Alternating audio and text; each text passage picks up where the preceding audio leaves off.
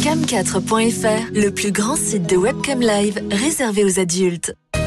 Brigitte Lahaie, Sud Radio, le Love Conseil. Alors Ariane Calvo, là c'est un love conseil totalement sexo, mieux connaître son vagin. C'est vrai que il y a beaucoup de femmes qui n'osent pas s'aventurer à explorer le vagin, et c'est un peu dommage parce que c'est quand même une bonne manière de mieux se connaître et d'accéder plus facilement au plaisir. Donc je crois qu'il faut quand même oser dire deux choses. D'abord, c'est important de regarder sa vulve, et le seul moyen de réellement regarder sa vulve, c'est de s'accroupir au-dessus d'un miroir. Il n'y a pas 36 solutions. Et d'oser écarter les grandes lèvres et de regarder et d'étirer pour apercevoir le clitoris. Et puis ensuite, le vagin, il faut oser introduire un doigt, de préférence un doigt bien lubrifié, et puis l'enfoncer tout doucement.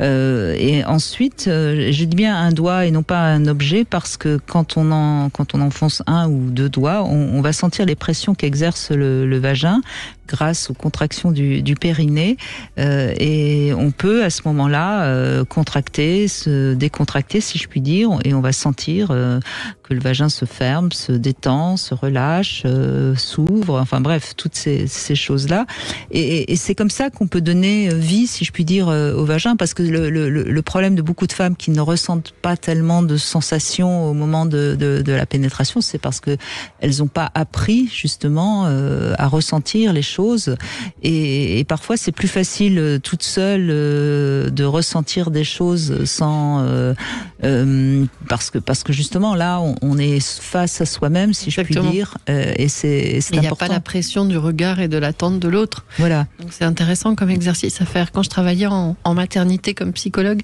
il y avait énormément de femmes qui nous parlaient du vaginisme et donc de ce blocage du vagin au moment des rapports sexuels, parce qu'évidemment elles avaient peur d'accoucher, d'autant plus qu'elles disaient, si déjà le sexe de mon mari peut pas rentrer, comment on va faire pour faire sortir un bébé de là, quoi. Et la seule façon de se sortir du vaginisme, c'était regarder, explorer, toucher, connaître mieux, et ça passait.